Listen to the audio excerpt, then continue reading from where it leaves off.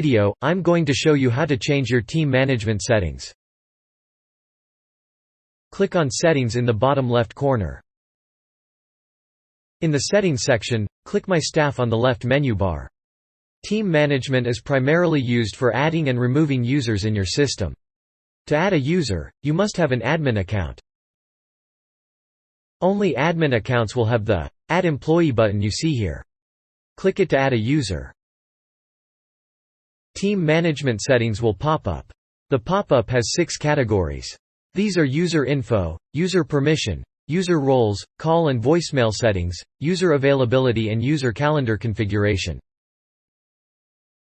The last 2 settings, user availability and calendar configuration, are only applicable with a team calendar. If don't happen to have a team calendar, you can leave these settings. The user info section will gather information about the user. You can upload the user's picture using a personal logo. Below that you can add basic contact information as well as set a password for the user. In email signature, you can set a personalized email signature for the user that will appear on all emails they send. You can enable or disable email signature using these checkboxes.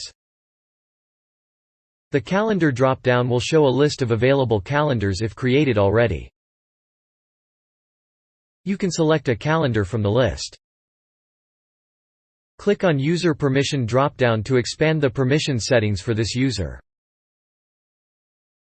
The permissions area is where you'll define what parts of your CRM system the user has access to. The first 2 will toggle whether the user can see dashboard stats or access automation campaigns. When this read-only checkbox is marked, the user can only view campaign details and is not able to make changes to your campaigns. These toggle buttons work in the same way, enabling or disabling access to several of your CRM's features. The read-only option below Workflows will only allow the user to view the workflow's history and status. On the right side, you'll find more areas of the CRM that you can give or restrict access to. Take a look here at Only Assigned Data. What this means is that the user will only have access to contacts that you assign to them in your sales opportunities pipeline.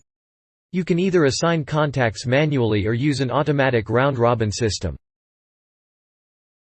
The User Roles drop-down comes after the permissions toggles. Click on the User Role drop-down to see what it contains. Click on the User Role drop-down once more. You can select the role for the employee being added, whether it's a user or an admin. Admin accounts are able to create new users while a standard user account cannot. Below is the call and voicemail settings. If a contact is assigned to this user, and the contact calls this user but there is no answer, we can set up a voicemail to trigger. The call timeout slider will define when to initialize the voicemail. If it is set to 0 seconds, voicemails will be disabled. If the slider is set to any other number, the call will play the voicemail after the selected timeout. The Upload File button allows you to upload an audio file containing your recorded message. User Availability Settings. This setting is only applicable with Team Calendar. We will show you how to set up a Team Calendar in a separate video. Here you can choose between meeting options from Zoom and Google Meet. The time zone and available hours can be changed to show the availability of the user. In the user calendar configuration, the team member has to log in from their account and add Google or Outlook accounts to integrate their calendar.